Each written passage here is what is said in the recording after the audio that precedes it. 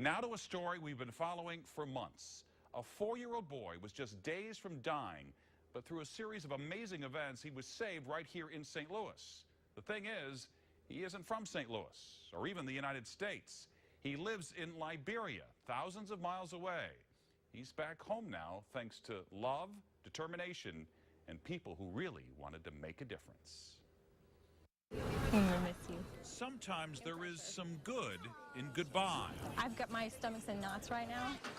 After 4 months in St. Louis, 4-year-old Patrick Booker is going home. Go home? It's a 5,000-mile journey back to Liberia. But that doesn't seem so distant, considering how far he's come. It's a happy time because he's going home healthy. Can you give Brady a hug? When Patrick arrived in St. Louis, he was fighting for his life. It really was just a matter of time that he was going to pass away. Back in his home village, thinking it was water, he accidentally drank a Drano-like substance. His esophagus was burned so badly he could no longer eat. Doctors in Liberia had done all they could do. On the other side of the world, Wentzville, Missouri's Corey Toll heard about Patrick's plight from his partner. And he says, would you happen to have any contacts in the medical field? Toll works for a company that does some mining business in Liberia. These are both core samples. Patrick's story had been featured in a local newspaper there. Toll purchased the airline tickets, made arrangements with the U.S. Embassy and St. Louis Children's Hospital, and 3 weeks later, Patrick and his grandmother were in St. Louis. They got here just in time. Are you ready for this appointment? Over the next 2 months, a feeding tube helped Patrick get strong enough for surgery. Right in the middle. Surgery that Dr. Brad Warner agreed to perform for free. It touched me that someone really would die without doing something that I know how to do. The complicated operation would take 8 hours. Patrick's esophagus had to be removed and replaced with a section of colon. Have you done this a lot? A handful of times over the past 19 years. With a surgery like this, the only guarantee was that the waiting would be excruciating. Today is the day. This is it. But then, Dr. Warner emerged with the good news. We're all done. He did perfect. Perfect. Couldn't be better. Thank you. Couldn't be better. Everything went just beautifully. Thank you. The only question now was, would the recovery go as well? Okay, which cookie do you want, Patrick? Nothing says comeback quite like a cookie. Less than 2 weeks after leaving the hospital, Patrick was leaving crumbs on his plate. What do you think? There's no reason to think that he can't have a normal life after this. Christmas at the Toll House turned out to be even more meaningful than usual. Oh, wow. As if 3 boys weren't enough, Patrick and his grandmother are now part of the family. We love him like our own son right now. I can't imagine sending them back home. I don't really want to think about that day. It took goodwill to bring Patrick here and great will to let him go back. He and his grandmother arrive with just the shirts on their backs, but go home with 4 suitcases stuffed with compassion. Clothing, even food that we've packed in there. The Toll family isn't sure when they'll all meet again. We hope to go over there very soon, so all of us. But until then, they know Patrick is going home healthy. And though they'll be separated by thousands of miles, from now on, he will always be close to their heart. Absolute miracle. That's the best way I can sum it up. Now, something amazing happened when Patrick got home. He's become a bit of a celebrity. This was the scene in Patrick's village when he got back to Liberia in Africa, a joyous celebration. Then, the owner of one of the private schools in Liberia, there is no public school system, wanted to meet Patrick and gave him 9 years of free schooling and uniforms. This is an unbelievable gift when you consider only 15% of children in Liberia can afford to go to school. And a reminder, if you know of a unique positive story or of an individual making a difference, let me know at mbush@ksdk.com. If you're from the St. Louis area, you know it's our most popular question. Where'd you go to high school? Well, if you went to high school at St. Dominic in the 1960s and 70s or University City High in the 80s and 90s, you know the name Ed Crenshaw. It's synonymous with basketball excellence. And as you're about to learn in tonight's Making a Difference report, It's also a name painted into the memories of those who played for him, and now even those who didn't.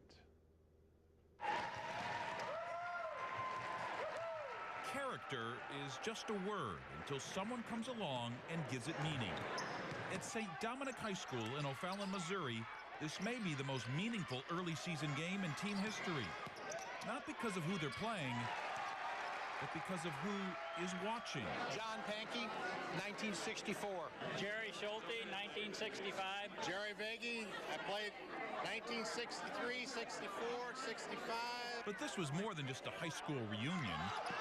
It was a night to honor their old coach, whose 76-year-old eyes are like rear-view mirrors to our past. Ed Crenshaw is a former Sumner High School and Quincy College basketball star who was hired to be the basketball coach at St. Dominic, formerly called Assumption, back in 1961. The outgoing coach, Crenshaw's former college teammate, acted like his agent when they approached the school's principal. I said, "Did you hire a new coach yet?" "No, we're having a hard time finding somebody." I said, "Well, I got the perfect guy for you right here." When he was hired, Crenshaw was the only African-American on the faculty. In fact, he was the only African-American in the school. The players learned very quickly that he knew what he was talking about, and the kids just wanted to play for him. While race wasn't an issue at St. Dominic, the same couldn't be said for the rest of the community at the time. He went into a restaurant with 3 or 4 of his players, and they wouldn't serve him. And he had to endure taunts from the fans of other schools. I don't know that I noticed that it upset Coach, but I know it really upset us when we saw the way people treated him in other places. Those who know him best, like his son, Ed Crenshaw Jr., say if it bothered him, he never let on, even after making the drive back home to the city every night. My dad never taught color. He never spoke about black and white. All we knew about was people and love and compassion for each other. And though these were the turbulent 60s, when it came to Coach Crenshaw, instead of black and white, people were soon talking about wins and losses. Well, his one-loss record is remarkable. In 14 seasons at St. Dominic and then later at University City High School, Crenshaw's teams won 71% of their games. He retired as the 8th winningest coach in Missouri history with 677 wins. But his players say he taught them more than just basketball. Number one, he was very humble. Number two, he respected everyone. What I think Ed taught me more than basketball, Ed taught me about tolerance. Which brings us back to that reunion. My name is Joe Genever. I played for Coach Crenshaw in 1961, 62, and 63. My name is Reddit Hudson. I played for Coach Crenshaw from the years of 1981 to 1983. 15 years after he retired, and 36 years after he left St. Dominic, the coach and his players were together again. How you doing? They talked about old times, old games, and St. Dominic's new gym, the floor of which has just been named Ed Crenshaw Court.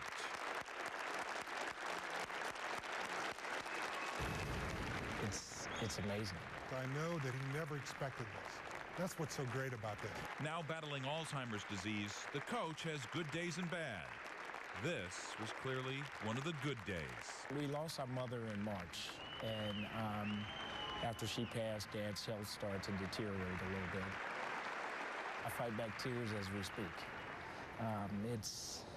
It means a lot. St. Dominic didn't win their game against Westminster, but that's not what people will remember about this night. I'm just thankful at this time of the year when we're supposed to be thankful for our blessings that Ed Crenshaw came into my life. Some get their name up in lights. Others light the way, and through strength, character, and dignity, etch their name on people's hearts. And he's just a wonderful human being. Ed Crenshaw is a member of the Quincy University Hall of Fame and the St. Charles County Amateur Sports Hall of Fame, but his friends say their next mission is to get the coach into the Missouri Sports Hall of Fame. He still ranks among the top 10 in all-time wins in state high school history. How do you do that? It's the one place where a child can feel more at home than home. Ready, set, go. A playground. It's a great way to bring people together. Go on. And on this day in Lake St. Louis, it would have been hard to measure smiles per hour. We come up here and he has freedom. This particular playground is 10-year-old Zach Blakemore's favorite. And it was built not with a hammer and nails, We've been so excited. but with stubbornness and conviction. He just teaches you to get up and keep going, you know, it's amazing. Zachary was born with a rare nervous system disorder called Pelizaeus-Merzbacher disease. It's a leukodystrophy, which means his brain lacks myelin. The disease is progressive. And doctors told the Blakemores that Zach would never be able to stand on his own and likely wouldn't live past his 15th birthday. To have this take him eventually, I try not to think about it. You want to be player number 2 now? There would be no counting the days. Instead, they were determined to make every day count for their son. Much of the time, you can find Zach inside, playing with his 2 younger sisters. Video games, so he loves playing the Wii. An outside playground used to be out of the question. They tried it once, but Zach didn't have enough trunk support to even be safe in a swing. I went home and cried and promised I would never go back. I was done with playgrounds. But on a trip to Washington, D.C. to visit family, they were taken to a playground that was truly accessible.